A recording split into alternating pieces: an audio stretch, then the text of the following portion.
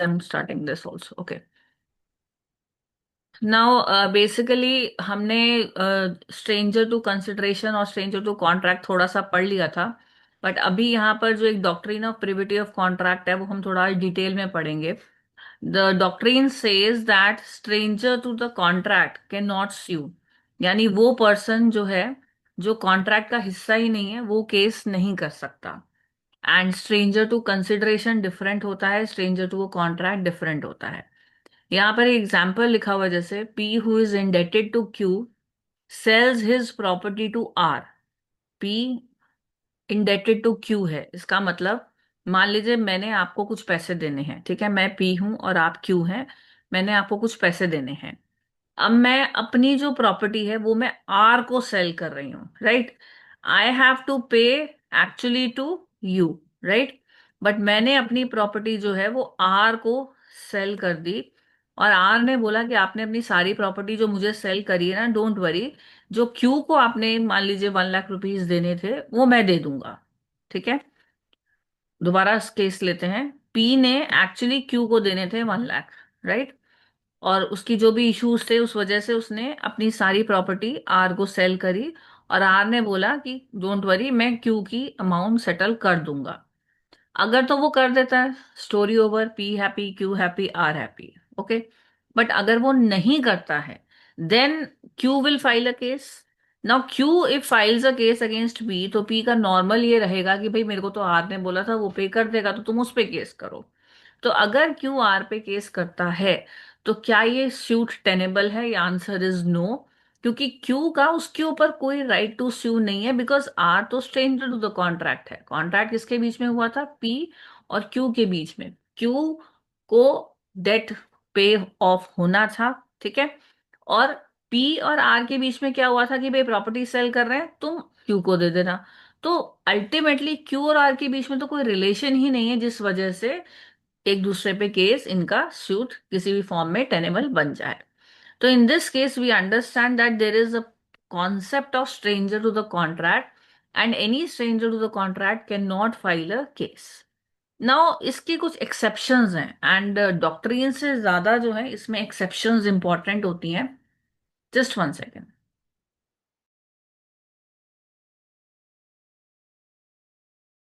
अभी ये केस देखा, इसके अलावा भी ये केस है जो मैंने आपको भेजा था पहले. अब वो केस देखते हैं. अगर आपके पास वो इमेज हो तो एक बार रीड कीजिए उस केस को. मैं एक और इमेज अभी सेंड कर रही हूँ, उसको भी रीड कीजिएगा. ठीक है. वो उसी केस की इमेज है जो मैंने आपको पहले भेजा था. आई एम रीसेंडिंग वन केस, उसको अफ्रेश देखिएगा.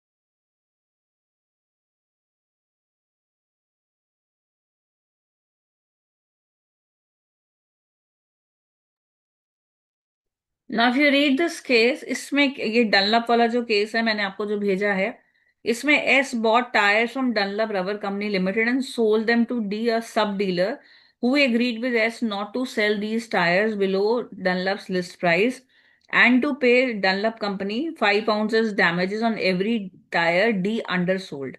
D ने दो टायर बेचे हैं less than the list price, and thereupon Dunlop company sued him for breach. Held the Dunlop company could not maintain the suit as it was stranger to the contract. ये case है, अब इसको समझते हैं.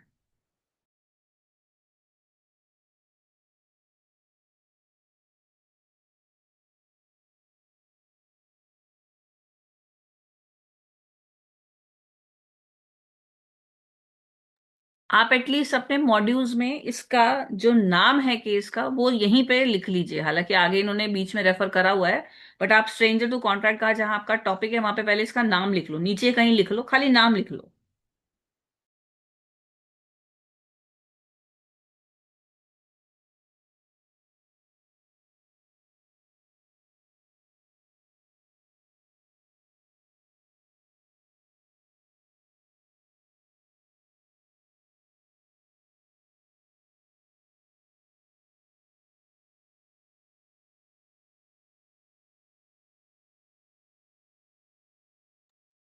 यहाँ पर जो एस है, देखिए ये बीच में बनेगा, ठीक है, इसका नाम लिखने के बाद आप ये बना लीजिए बीच में।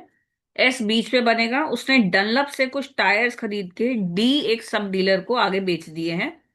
और उसने डी ने एस के साथ ये प्रॉमिस करा है कि वो एक पर्टिकुलर प्राइस से नीचे उसको सेल नहीं करेगा। ठीक है, ये जो डी है, एस ने इससे खरीदे, ठीक है, डनलप ने एस को बेचे और एस ने डी को बेचे हैं। और डी ने एस को ये प्रॉमिस करा है कि वो एक पर्टिकुलर प्राइस के नीचे उन टायर्स को नहीं सेल करेगा। लेटर से डनलप ने 600 का एक टायर फिक्स करा हुआ था, तो डी ने बोला कि ठीक है, मैं 600 से सेल नीचे सेल नहीं करूंगा, और अगर करूंगा तो मैं आपको डैमेजेस दूंगा। ठीक है, अब मान लीजिए डी ने दो टायर जो है अंडर सेल करे, यानी उसने क्या करा, दो टायर्स उसने कम में बेचे, लेट अस उसने 400 में सेल कर दिए। इस केस में अब देखिए केस किसने करा, डनलप कंपनी ने इस पे केस कर दिया।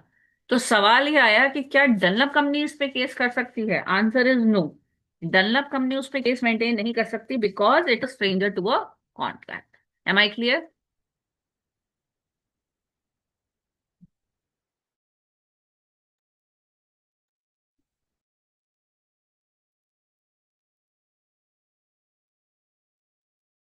केस क्लियर है बेटा? आवाज आ रही थी आपको? Yes ma'am. ठीक है। इस केस को आपको नाम जरूर मेंशन करना है, ठीक है। और ये जो ऊपर एक केस लिखा है ये भी बिल्कुल सिमिलर ऐसा ही था, जहां पर पी ने क्यू को बोला था कि भाई मैं तुम्हें पैसे दे दूंगा, पर वो दे नहीं पाया। उसने अपनी property in the meantime R को सेल कर दी थी। आर ने कहा था कि कोई बात नहीं, आप चिंता मत करो, मैं क्यू को सारे पैसे दे दूंगा। लेकिन आर ने उसको पैसे नहीं दिए। अब ऐसे में जब क्यू केस करना चाहता है आर के ऊपर, तो वो आर के ऊपर केस नहीं कर सकता। उसका राइट सिर्फ पी के अगेंस्ट ही है। तो कहने का मतलब यह है कि जो पार्टी टू द कॉन्ट्रैक्ट है बस वही केस कर सकती है। जो स्ट्रेंजर टू द कॉन्ट्रैक्ट है वो कहीं से भी आके केस नहीं कर सकता। पर क्या ये हर केस में होता है? Answer is no. ठीक है, पहले तो ये याद रखना, हर केस हमें मेन तो डॉक्ट्रिन लेके चलना है कि जहां तक हो सके इसी doctrine of privity of contract को हमें मतलब इसको अपलोड करना है, हाईएस्ट इसको डिग्री देनी है। लेकिन अपलोड आएगा मतलब अपहेल्ड करना है, सॉरी अपहोल्ड करना है। तो जहां तक पॉसिबल है, लेकिन हर केस में ऐसा नहीं होता है, देर आर सर्टन एक्सेप्शंस। जैसे फर्स्ट आपको एक बुक में दे रखा है, in case of a trust. अब ट्रस्ट क्या होता है? एनी आइडिया क्या होता है?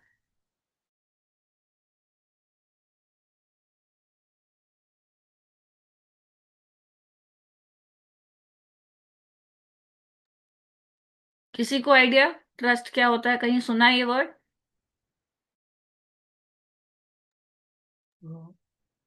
चलिए मैं बताती हूँ आपको ट्रस्ट क्या होता है। सॉरी आपकी आवाज नहीं आ रही, जो भी अगर कोई बोल रहा है तो थोड़ा तेज बोलने प्लीज। ओके। जहाँ पे ट्रस्ट। एसेट्स हाँ जी, बोलो बोलो। जहाँ पे एसेट्स संभाल के रखे जाते हैं। हाँ, तो कोई इलैबोरेट कर सकते हो इस केस को बेटा? जो भी आप बोल रहे हो थोड़ा सा इलैबोरेट करो। मतलब कोई भी पर्सनल प्रॉपर्टी खरीदने के बाद ट्रस्ट में उसको डाल सकते हैं। ट्रस्ट में, ओके, इसको इसी को थोड़ा सा इलैबोरेट करते हैं। होता क्या है कि जैसे मान लीजिए मैं आपको, मैंने मेरा मान लीजिए एक प्लॉट है, ठीक है, और मुझे मान लीजिए कुछ टाइम के लिए बाहर जाना है, अब्रॉड जाना है। तो मैं उस प्लॉट को आपके या तो नाम कर सकती हूँ या आपको संभालने के लिए दे सकती हूँ कि भाई आप इसको मैनेज करो, इस प्लॉट ऑफ लैंड को, जो भी इससे प्रोसीड्स आएंगी वो आप मेरे को भेजते रहना। तो अल्टीमेटली होगा क्या कि मैंने एक आपको उसका ट्रस्टी बना दिया, ठीक है, मैंने आपको उसका ट्रस्टी बना दिया, और बेनिफिशियरी कौन हूं? मैं हूं।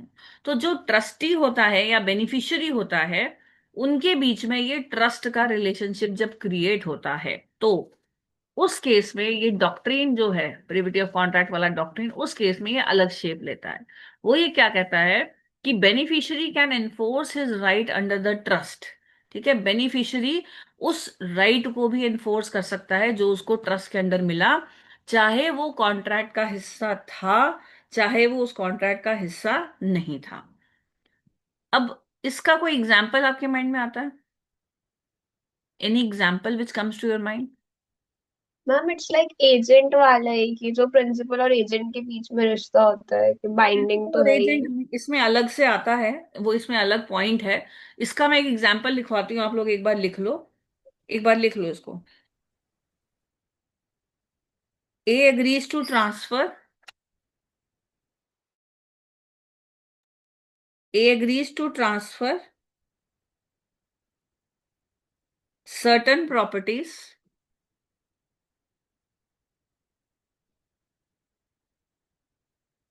to be held by T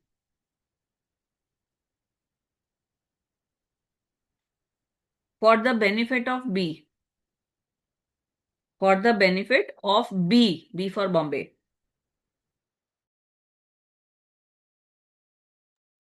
A agrees to transfer certain properties to be held by T in trust for the benefit of B, right? Now, B can enforce the agreement. B can enforce the agreement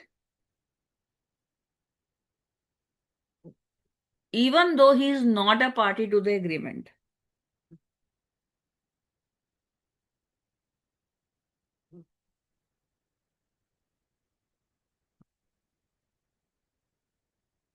इसमें हुआ क्या है कि ए ने basically, ए है, ठीक है, ए ने क्या करा है, अपनी जो प्रॉपर्टीज हैं, जो भी उसकी प्रॉपर्टीज थी, उसमें से कुछ प्रॉपर्टीज उसने क्या करा, टी को बोला कि ये तुम संभाल के रख लो, ठीक है, और ये कुछ टाइम बाद बी को इसका हैंड ओवर कर देना, ठीक है। हो सकता है बी माइनर हो, अभी उसका उसी का बच्चा हो सकता है ए ने अपने ही बच्चे के लिए ट्रस्ट क्रिएट कर दिया और उसको बोला कि अभी उसको खाली इनकम देते रहो, बाद में ये पूरी प्रॉपर्टी उसके नाम में ट्रांसफर कर देना। तो इस केस में क्या है, टी हमारा ट्रस्टी है, बी हमारा बेनिफिशियरी है, ठीक है ना। तो इसको हम टेस्टेटर बोलते हैं, बट अभी हमें याद करने की जरूरत नहीं है। तो अब मान लीजिए ए ने टी को ये जो प्रॉपर्टी ट्रांसफर करी, इसके फायदे के लिए वो टी ने इसको बाद में हैंडओवर नहीं करी, टी ने उसको जब्ती कर लिया। तो क्या बी, या उसके वो इनकम जो उसको देनी थी उस प्रॉपर्टी में से वो भी नहीं दी, तो क्या बी टी पे केस कर सकता है या ए को ही करना पड़ेगा? ए करेगा तो ऑब्वियसली उसका तो बनता ही बनता है, बट सवाल ये आता है क्या बी भी एग्रीमेंट एनफोर्स करवा सकता है? Answer is yes, in spite of the fact that he is a stranger to the contract, because this is an exception to the doctrine of privity of contract. हमने देखा था कि doctrine of privity of contract में जो parties to the contract होते हैं बस वही केस कर सकते हैं, लेकिन ये इसी बात की ही तो एक्सेप्शन है कि अगर हम ट्रस्ट क्रिएट करते हैं और किसी बेनिफिशियरी के फायदे के लिए वो ट्रस्ट क्रिएट होता है, तो वो बेनिफिशियरी चाहे उस कॉन्ट्रैक्ट का हिस्सा हो या ना हो, वो अपना कॉन्ट्रैक्ट यानी एग्रीमेंट एनफोर्स कर सकता है, ठीक है। ऐसे एक केस था, वो आप बस सुन सकते हो। उसमें एक हस्बैंड था, वो अपनी वाइफ से सेपरेट हुआ था, उसने एक सेपरेशन डीड जो है साइन करके दी थी उसको, और ये कहा था कि जो मतलब ये जो डीड है, ये कोई इंडिपेंडेंट पर्सन को मैं ट्रस्टी बना देता हूँ, वो मैं उसको खर्चे देता रहूंगा और ये आगे वो आगे अपनी मेरी वाइफ को देता रहेगा। तो यहाँ पर हालांकि वो सारे खर्चे एक ट्रस्टी को दे रहा है और ट्रस्टी का काम है वाइफ तक वो खर्चे पहुंचाना। मान लीजिए वो नहीं पहुंचाता, ट्रस्टी हस्बैंड दे देता है लेकिन ट्रस्टी नहीं पहुंचाता है, तो क्या वाइफ उस एग्रीमेंट को एनफोर्स कर सकती है? बिल्कुल कर सकती है, बिकॉज अल्टीमेटली ये जो ट्रस्ट क्रिएट हुआ है ये वाइफ के बेनिफिट के लिए ही क्रिएट हुआ है, ठीक है। Then, apart from this, there is another point which is written here on the screen in case of family settlement. Family settlement में या जब भी कोई इस तरह के पार्टीशन एग्रीमेंट्स होते हैं, उस केस में भी अगर किसी पर्टिकुलर पर्सन की बेनिफिट के लिए अपना ये कॉन्ट्रैक्ट या एग्रीमेंट होता है, अभी मैं कॉन्ट्रैक्ट और एग्रीमेंट को जानबूझ के थोड़ा सिनोनिमसली यूज कर रही हूँ, बिकॉज यहाँ पर सिर्फ कमर्शियल नेचर नहीं आ रहे, सोशल वाले भी आ रहे हैं जिनको हमने लीगली बाइंडिंग लॉ ने उनको लीगल बाइंडिंग नजर से देखा है। तो अभी आप उन दोनों को for only for this topic उसको सिनोनिमसली लीजिएगा, and if you want to avoid full total confusion in your answer you can write down contract also. अब आता है ये जो पॉइंट है इसका explanation. In the case of family settlement, if the terms of settlement are reduce to writing, पहली बात तो रिड्यूस टू राइटिंग होना चाहिए, और दूसरी बात members of the family who originally had not been parties, उनके ऊपर सवाल उठ रहा है कि क्या वो एनफोर्स कर सकते हैं। यानी अब इसको थोड़ा समझते हैं, पहले एग्जाम्पल समझते हैं फिर पॉइंट को दोबारा समझेंगे। मान लीजिए दो भाई हैं, एक्स और वाई, उन्होंने बोला कि वो 20-20 हजार महीने का देंगे अपनी मदर को जब उनकी जॉइंट प्रॉपर्टी का पार्टीशन होगा, यानी मदर है, मान लीजिए उसका पूरा एक बंगला है, ठीक है, फैक्ट्री है, बंगला है, सब कुछ है। तो मदर ने वो दोनों भाइयों के हिस्से बांट दिए, बोला भाई तुम्हारा हिस्सा इतना, तुम्हारा हिस्सा इतना। और इन दोनों भाइयों ने, एक्स और वाई ने, बोला कि अब हम अपनी मदर को 20,000 रुपये महीना मंथली देंगे, ठीक है। लेकिन जब सब प्रॉपर्टी उनको मिल गई तो उन्होंने 20,000 देने से मना कर दिया। अब ये एग्रीमेंट तो भाइयों के बीच में हुआ था, माँ कुछ कर सकती है? Answer is yes. Though mother is stranger to the contract, she can require the sons for such allowance in the court of law. Why? Because it is a case of family settlement which was reduced in writing and it was for the benefit of a particular person, so that particular person can get it enforced also, ठीक है। इसमें एक और case है जो अगर आप real life में देखते हो तो ऑलमोस्ट ऐसा ही केस अंबानी जी के केस में भी हुआ था। यहाँ पर क्या हुआ था कि एक मदर है, ठीक है, उसने बड़े बेटे को बोला था कि भाई मेरे को प्रॉपर्टी जो है बांटनी है, तो तुम जो है मेरी मदद करो और छोटे वाले को भी दो और खुद को भी दो। तो जब बड़े वाले ने थोड़ा बंटवारा करने की कोशिश करी तो छोटे वाले को थोड़ा सा कम लग रहा था। तो मदर ने बोला कि अगर कुछ भी कम पड़ेगा तो डोंट वरी, मैं अपने हिस्से में से तुम्हें दे दूंगी, ठीक है। छोटे वाले को बोला कि मैं अपने हिस्से में से जो मुझे मेरा हस्बैंड पैसे दे गया है उसमें से मैं तुम्हें दे दूंगी। तो मान लीजिए, और उसका पर्पस भी यही था कि भाई पीस रहे फैमिली में। तो एक फैमिली अरेंजमेंट है, अगर दोनों मदर की तरफ से कोई फॉल्ट होता है तो यंगर सन जो है वो आराम से बोल सकता है कि भाई ये फैमिली अरेंजमेंट था और राइटिंग में था, और जो मेंबर्स थे वो क्या बोलते हैं, पार्टीज टू द सेटलमेंट थे, हम सब इसी पार्टी इसी कॉन्ट्रैक्ट का हिस्सा है। तो हम जो है, यंगर ब्रदर चाहे नहीं भी था लेकिन अल्टीमेटली उसके बेनिफिट के लिए था, तो इसीलिए वो उसके ऊपर केस कर सकता है, मदर के ऊपर। ठीक है जी, चलूं आगे थर्ड वाले पे। Yes ma'am. थर्ड वाले में है जी मैरिज कॉन्ट्रैक्ट्स या अरेंजमेंट्स। इसमें भी यही लिखा है, प्रोविजन में be made for the benefit of a person. अगर कोई प्रोविजन आपने किसी पर्सन के बेनिफिट के लिए कराया है तो वो भी सूट फाइल कर सकता है, चाहे वो ओरिजिनल एग्रीमेंट का हिस्सा था या नहीं था। एग्जाम्पल समझते हैं। मिस्टर एक्स हैं, उनकी वाइफ ने उनको डेजर्ट कर दिया फॉर इल ट्रीटिंग हर। तो मिस्टर एक्स अपनी वाइफ को परेशान करते थे, उसने छोड़ दिया कि भाई तुम मुझे परेशान करते हो।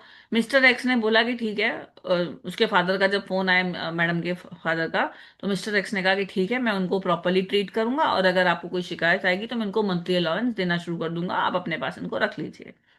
तो उन्होंने वापस बुला लिया अपनी वाइफ को, बट दोबारा से उसको इल ट्रीट करा। तो अब उस लेडी ने केस करा कि भैया मुझे मंथली अलाउंस दो। तो सवाल ये आता है कि क्या वो कॉन्ट्रैक्ट पे इन्फोर्स करा सकती है? Answer is yes. ये यहाँ पर ये सवाल कोर्ट में उठेगा कि क्या जो क्या बोलते हैं डॉटर थी, she was not a party to the contract, so how can she file a case? तो the answer is though she was a stranger to the contract but this was a marriage contract और arrangement for the benefit of a person. और हालांकि वो beneficiary थी खाली, still she can file a case, हालांकि वो party to contract नहीं थी। ये जो केस है, अगर आपके पास मॉड्यूल्स खुले हुए हैं तो आप अपना इसका नाम भी लिख सकते हैं। इसका नाम था द्रौपदी वर्सेस जसपत राय, ठीक है। Draupadi, DAROPTI, Draupadi versus Jaspat Rai, JASPAT Rai. 1905 का ये केस है।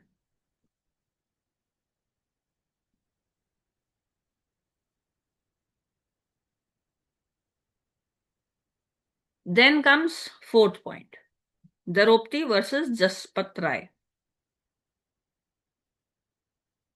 Then comes this fourth point, assignment of contract. Assignment of contract का मतलब क्या होता है कि अब ये सारे पॉइंट्स आपको ध्यान से सुनने हैं, मैं इन सब के बाद आपसे क्वेश्चंस पूछूंगी, ठीक है। तो अगर डाउट आएगा तो मुझे प्लीज इन पॉइंट्स के बाद आराम से आप बता देना, ठीक है। असाइनमेंट ऑफ कॉन्ट्रैक्ट में होता है कि जब आप किसी भी कॉन्ट्रैक्ट के कोई राइट्स किसी को असाइन कर सकते हो। जैसे मान लीजिए कि मुझे कोई कॉन्ट्रैक्ट मिला और मैंने उसके अंडर जो भी बेनिफिट था वो मैंने आपको असाइन कर दिया या कोई काम दे दिया। एग्जाम्पल से समझते हैं। मिस एग्जाम्पल 17 पढ़ रही हूँ। Mister Ankit Sharma has assigned his insurance policy to his son. Now son can claim even if he was not party to the contract. अब देखिए, मिस्टर अंकित शर्मा ने इंश्योरेंस ली, ठीक है, उन्होंने इंश्योरेंस ली, तो कॉन्ट्रैक्ट किसके बीच में हुआ? इंश्योरेंस कंपनी और उनके बीच में। अब इंश्योरेंस लेने के बाद उस उन्होंने असाइन कर दी वो इंश्योरेंस पॉलिसी, या नॉमिनेशन नहीं हो रहा, ठीक है, ये नहीं कि मैं मर जाऊं तो मेरे बाद पैसा इंश्योरेंस का आपको मिल जाए, नहीं, असाइनमेंट। क्योंकि कुछ पॉलिसीज ऐसी भी होती है जिसमें आपको कभी बीच में पैसा मिल जाता है, कभी कुछ भी है, या कुछ भी उसमें पेमेंट करनी है, बेनिफिट मिलना है, या बेनिफिट कोई मिलेगा, कोई बोनस मिलेगा, तो उन्होंने कहा भाई सब कुछ बेटे का है, ठीक है। तो अब ये बेटा जो है, मान लीजिए इंश्योरेंस कंपनी की तरफ से कोई डिफॉल्ट हो जाता है, तो क्या वो बेटा क्लेम कर सकता है? Answer is yes, because the benefit, first line देखिए पॉइंट की, in case of assignment of a contract when the benefit under a contract has been assigned, ठीक है, when a benefit under a contract has been assigned, the assignee can enforce the contract, but हाँ उसमें कोई personal skill involve नहीं होनी चाहिए, यानी ऐसा कुछ नहीं होना चाहिए कि भाई ये खास मिस्टर अंकित शर्मा ही कर सकते थे, अब क्योंकि वो नहीं कर रहे हैं तो इंश्योरेंस कंपनी मना कर सकती है, भाई वो हम बेटे के साथ हम कॉन्ट्रैक्ट कंटिन्यू नहीं करेंगे। कोई भी जो पर्सनल स्किल वाले कॉन्ट्रैक्ट्स होते हैं वो कभी भी असाइन नहीं हो सकते, आप याद रखिएगा, उनकी परफॉर्मेंस ही पर्सनल परफॉर्मेंस ही होती है। फॉर एग्जाम्पल, अगर आपने सोनू निगम को बुलाया कि भाई मेरे शो में गाना गाओ, तो सोनू निगम ही गाएगा तो ठीक है, अगर मान लीजिए वो बीमार हो गया तो वो ये नहीं कह सकता कि मेरी जगह मिस्टर कुमार सानू को भेज रहा हूँ, नहीं, you are bound to resigned, आप मना कर सकते हो उनको कि नहीं हमें आपका जो है ये सब्स्टिट्यूट नहीं चाहिए, आप बल्कि हमें डैमेजेस दो कि आप नहीं आ रहे हो, अगर वो डैमेजेस उनकी गलती से है, if he is making a default, अगर मेडिकल एक्सीडेंसी है जिसके बारे में दोनों के ऊपर कोई कंट्रोल नहीं है, then it becomes a contract which becomes void, ठीक है। तो और मैं सारे वर्ड्स बहुत सोच के बोल रही हूँ, तो आप लोग भी जब आंसर्स फ्रेम करेंगे तो आपको धीरे धीरे करके बताऊंगी, दोबारा से याद दिलाऊंगी कॉन्ट्रैक्ट बिकमिंग वॉइड क्या होता है और वॉइडेबल क्या होता है, एक बार ये चैप्टर थोड़ा सा क्लोज हो जाएगा तो, ठीक है। Coming back to this point, when the benefit under a contract has been assigned, assignee can enforce the contract, but such assignment should not involve any personal skill, ठीक है। इसका एक और एग्जाम्पल जो आप ही के सिलेबस में थोड़ा सा मदद करेगा, नेगोशिएबल इंस्ट्रूमेंट्स में क्या होता है, होल्डर इन ड्यू कोर्स होते हैं। होल्डर इन ड्यू कोर्स होते हैं वो आदमी या वो शख्स जिनके पास एक बिल ऑफ एक्सचेंज या नेगोशिएबल इंस्ट्रूमेंट आता है, चाहे वो किसी चीटर के हाथ से भी आ जाए, लेकिन होल्डर इन ड्यू कोर्स के हाथ में आते ही वो बिल्कुल नीट हो जाता है डॉक्यूमेंट, हम पढ़ेंगे ऐसा भी एक डॉक्यूमेंट आता है। तो उस केस में अब होल्डर इन ड्यू कोर्स जो है उसके बाद जब वो डॉक्यूमेंट आ गया, तो वो उसके ऊपर पैसा रियलाइज जब करता है तो इसी पॉइंट के अंडर करता है। मैं आपको नेगोशिएबल जब कराऊंगी तो आपको याद दिलाऊंगी कि मैंने आपको असाइनमेंट का एक पॉइंट बताया था, तो डिटेल में हम वहां समझ लेंगे, पहले होल्डर इन ड्यू कोर्स फिर इसको लेंगे, ठीक है। अब चलते हैं एक्नॉलेजमेंट और एस्टॉपल। किसी को मालूम है जी एस्टॉपल क्या होता है? What is estoppel?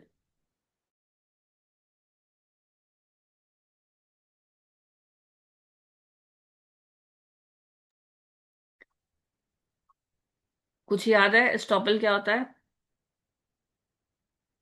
कहीं पढ़ाओ, ग्रेजुएशन कहीं पहले।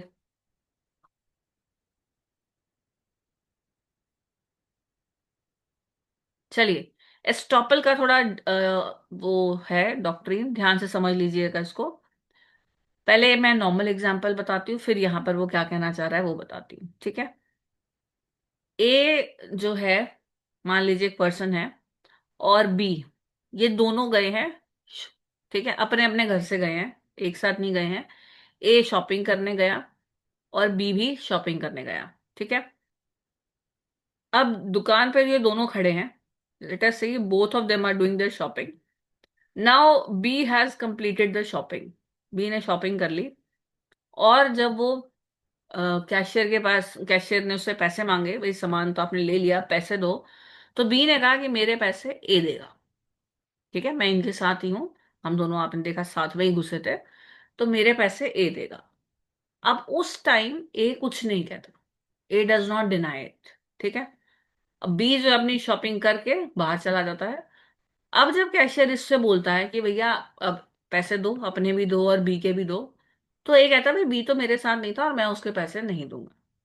तो in this case A can now not deny it. Y?